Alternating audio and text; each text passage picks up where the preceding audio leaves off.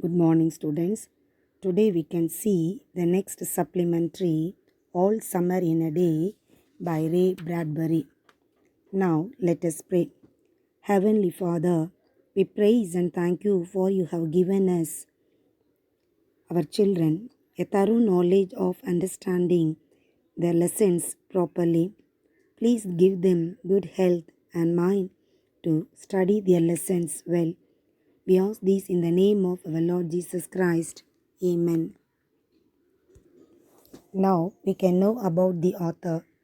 Ray Douglas Bradbury was an American author and screenwriter. He worked in a variety of genres including fantasy, science fiction, horror, and fiction. Widely regarded as the most important figure in the development of science fiction as a literary genre, his works evoke the themes of racism, censorship, technology, nuclear war, humanistic values, and the importance of imagination.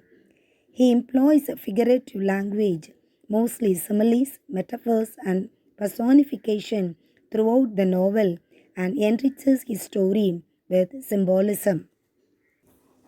Now you take page number 169, All Summer in a Day by Ray Bradbury. The story is a science fiction.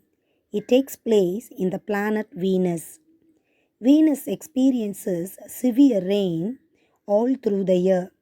The sun appears on the planet only once in 7 years, and it is just for an hour or two. So most people on the Venus have no idea about the concept of the sun. In spite of all scientific advancements, human nature remains the same. People commit mistakes owing to jealousy and then feel sorry for their mistakes. Now listen to the page-wise explanation of the story. Are you ready now? Soon. The children were asking these questions. They were eager to have a glimpse of the hidden sun. It had been raining on Venus for 7 years. It had been raining endlessly. The islands were surrounded with tidal waves. The forest sank under the waters. Suddenly, they could see that the rains had stopped. The children were 9 years old. They saw a glimpse of the sun 7 years ago when they were just 2 years old. So they could not remember the event.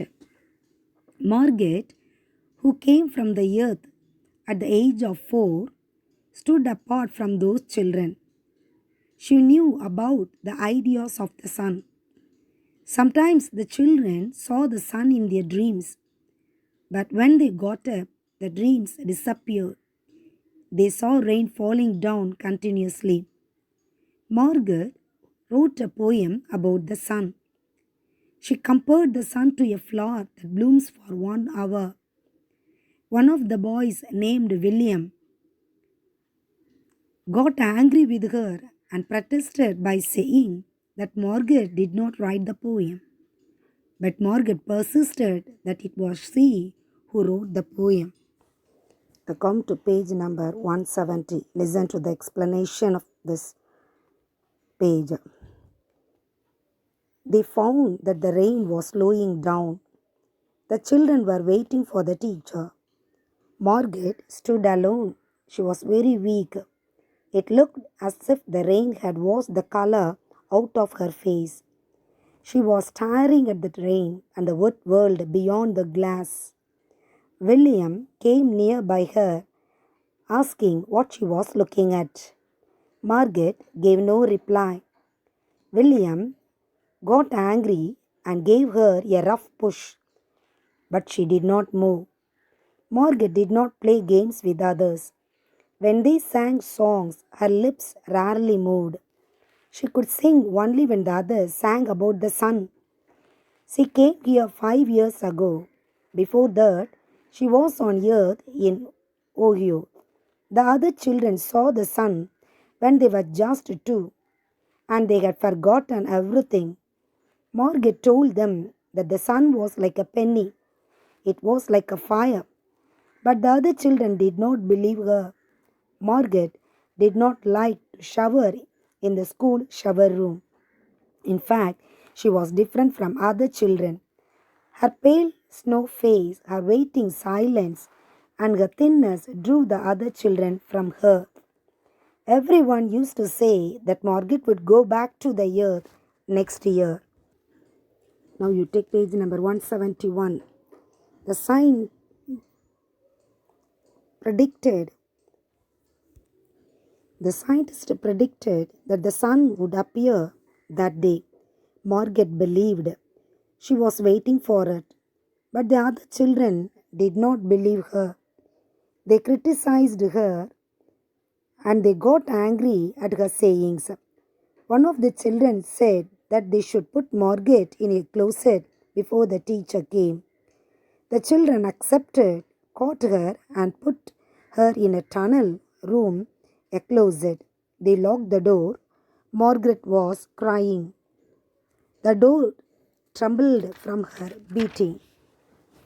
They heard her muffled cries. The other children smiled and they came back. After some time, the teacher arrived. The rain stopped. The children stood apart. They put their hands to their ears. Now the sun came out.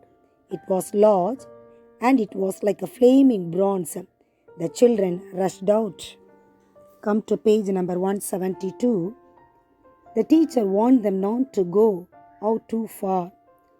She said that the sun would be there only for 2 hours. The children went out. They took off their jackets. They felt that the sunshine was better. They stopped running and stood in the forest that covered Venus. The jungle looked pale as it did not receive sunlight for many years. The children ran about and played hide and seek. They ran and ran like animals escaped from their caves. All of a sudden, a girl started crying. In her open palm, she happened to see a drop of rainwater in her hand.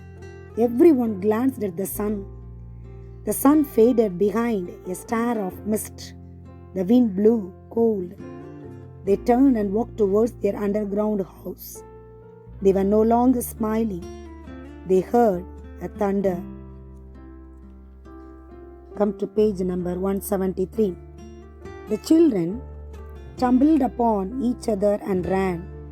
The sky darkened and they saw flashes of lightning. Then it began to rain hard. They were looking very sad. They could not see the sun again. Only after 7 years they could see the sun.